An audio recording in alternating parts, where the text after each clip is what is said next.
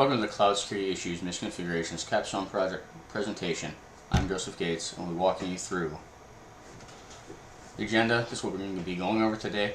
The project questions and the objective, what I did in the AWS environment and Azure environments, the comparison scores of each environment, takeaways, conclusion, reflection, and the references page. So the questions I was looking at: what are current trends as it applies to attacking different cloud deployment types? What are the current challenges and security issues in securing a cloud environment? And how can we use these issues and use it to better secure the security posture of a customer's cloud environment?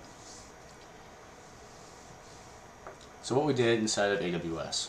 So to start off with, I had no problem in creating a couple of servers in order to initial scan. I did keep having issues where every time I changed the private IP to a static one, I'd lose connection. One potential thought to solve this was to add a second NIC and use a second interface with the static IPs. I found that when I created a second NIC, I had no problem keeping connected. I did sum that out the IPs and from the information given, assuming what I could use for the good private IPs. I tried to also do a Kali instance, do my scanning from there. However, every time I spun one up, it would not allow me to connect to it. I then found some tools and utilized AWS's Cloud Shell. I was then able to install Prowler and do a scan of the environment. At this point, the only change I had done was computer names, the IPs. I wanted to see what was bad from the get-go. I also used CloudSploit to do a scan of the environment. Both results are shown. CloudSploit did spit out a 300-page PDF of what passed and what failed for AWS. So Prowler scan, the instructions to install it within AWS's command line interface is shown on the left.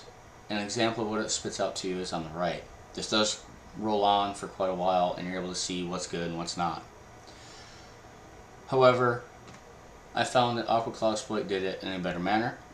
And this is where showing us failing right from the beginning. There were much more than just these that were showing. I just wanted to pull a few out so you got an example of what they were. So far as one sees these scans, you can remediate them. One personal thought here comes to mind. If I were to move forward and get more experience in AWS and consult business moving to it, I want to create a checklist that be run in chronological order to ensure security from the start. Due to accessing the server internet, it might not be that difficult for those that have experience, not to mention the tools to get in and take over. I tell my motorcycle students every class that they should establish a method to aggressively scan, near, far, side to side, to look for hazards. I think that the same thought can be useful in creating a checklist here, and then create priorities of work based on the worst vulnerabilities. High, the red; medium, the orange; or green, the passing. Get the ones that can do some real damage from the start, which should get you thinking about completing a risk assessment in order to prioritize those vulnerabilities from this point on. Move through other scans such as this and remediate these things, and then do a rescan once you're done. Make this a cyclic process. Then in this slide it shows some more items that were set up to fail from the get-go. The top one there, it says that it ensures EBS volumes are encrypted at rest. Most of those items did pass right from the get-go, but then if you go down one, in the EC2 default security group, that those default security groups block all traffic by default. It failed most of those. In this slide, I want you to pay attention to the bottom left-hand corner there. So as these scans can be done over a period of many days, you can start seeing some changes in your numbers and figures, which can help you in seeing if what is being done is having a positive or negative effect. So all I've been doing is going in and messed with the different VMs that I was working with, trying to get them to work. So it did capture that as I did these. I'm sure that sometimes when the scans were completed, the machines were running, sometimes they were not running. So moving forward from there, we'll go into the Microsoft Azure environment. Similar to that of AWS, however, the number of pages here was more than double. We're up to almost 800. So I'll pull this over, 865. Whereas in AWS, we only have 382. Mind you, this isn't issues of that was how much had failed. That was the entire report itself. On the next slide, I used intruder.io to do some scanning as well. I had issues in the beginning to where if your VMs weren't up and running, it didn't like to try and it wasn't able to talk to them. So here it shows some of the different tests that I was able to capture that it was doing, and once it's done, it spits out by machine what was wrong with it, a description of it, and then click the remediation tab like I did here, shows you what you should be doing in order to complete it. So I like this, easy to let it go, and it comes back and you have a good instructions on how to actually remediate that box. It also makes them separated by what level they are, low, medium, high, so that right from the beginning you can hit these medium items, get those done, and move on down to low ones. If there was high ones, we hit those ones first. So comparison to AWS and Azure environments. I wanted to compare these as I found myself getting more curious further down the rabbit hole I went. If I had some experience in Google and Oracle's environments, I wanted them as well. However, due to time constraints, I couldn't. I spent quite a bit of my compute time already just inside of AWS. So the executive summary for both of them, with AWS being on the left and Azure being on the right. So I ran these shortly towards the end of my project to truly see what everything was at by the time I got done. So for AWS, this game produced 5,249 results, 90% were passing, 10% were non-passing. Whereas Azure produced 8,336, and of which 1% were passing and 99 were non-passing, which is fairly significant. When we look at their grades that Aqua Cloud Exploit gave them, we would see about what we would think, B and an F for where those particular environments are at this point in time. Again, this isn't just, at least these scans aren't just for the VMs, this is for the environments themselves. Something else that I want to take a look at was the compliance. So AWS, they came up with 25 compliance programs, where Azure only had 24. There was 5 of them in the Azure environment that had, or 6 of them rather, that had 100% compliance, where there was 0 in AWS. However, the lowest score overall was 46% in AWS's own CIS benchmark, whereas Azure did not have as many that were that low. So going back to it, compliance issues is something that different organizations, depending on their environment or their industry, are going to want to take a look at. If it's a healthcare industry, we want to really hit on HIPAA. If it's a sales type of organization, we want to make sure we're hitting on these PCIs. So depending on the industry, we want to take a look at these. Question 1, current trends as applies to attacking the different cloud deployment types. What I found was that they don't attack them based on the deployment types.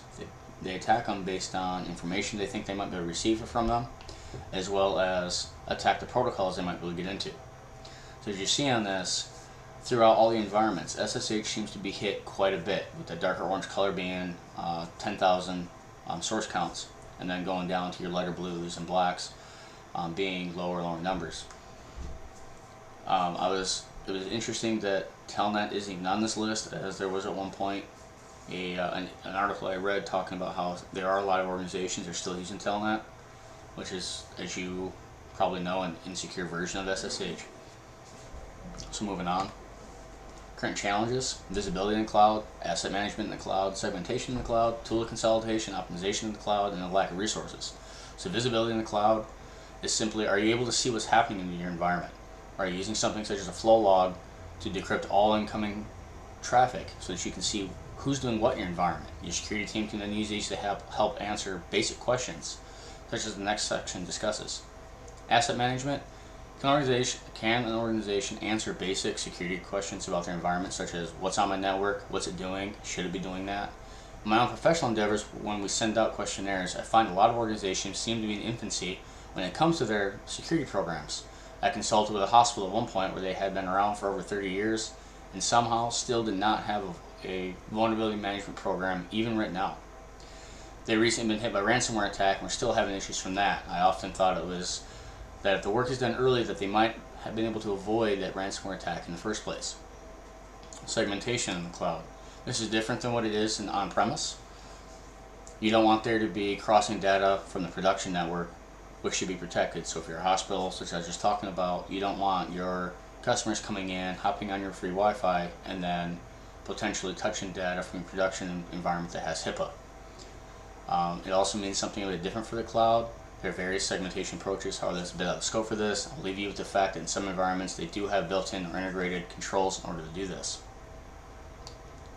Tool consolidation.